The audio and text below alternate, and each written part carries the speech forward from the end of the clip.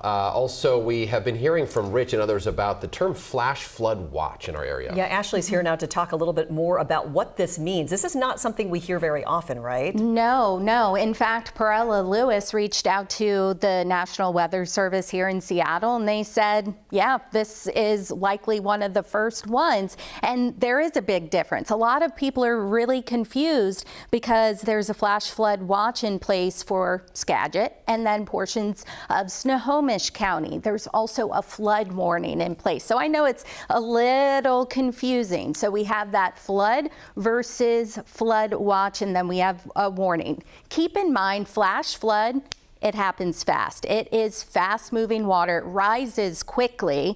And a flood, if we have flood warnings in place, which I'll show you, that means it's slow rising flood waters. Also, it's important to know the difference between a watch and a warning. Essentially, watch means watch the weather, watch out, be ready to act in case a warning is issued. And that doesn't just go for flooding. It also goes for tornado warnings, a high wind warning, which we know we get those easily and very frequently, as well as if we have any winter alerts as well. Warning means take action immediately. It's either happening or it's imminent. Here's a look at that flash flood watch. It's not for the entire area. The reason why the National Weather Service issued this for Skagit and northwestern Snohomish County through Friday night is just for the potential for the dikes or levees to fail. So they're saying it's possible. It's not a guarantee. However,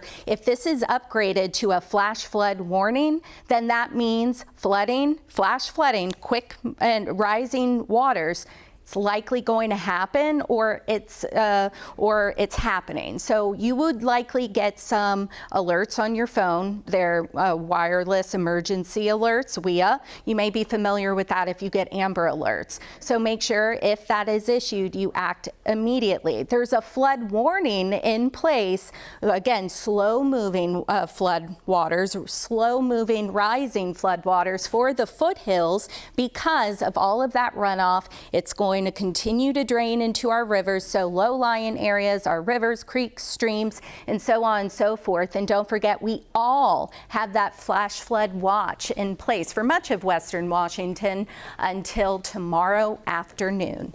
Thank you very much, Ashley. And we're closely watching all the river levels this morning. So many of you have texted the word rivers for the latest update because you want to know what's happening right now. You can do that 206-448-4545. We'll send you a link where you can track the river levels.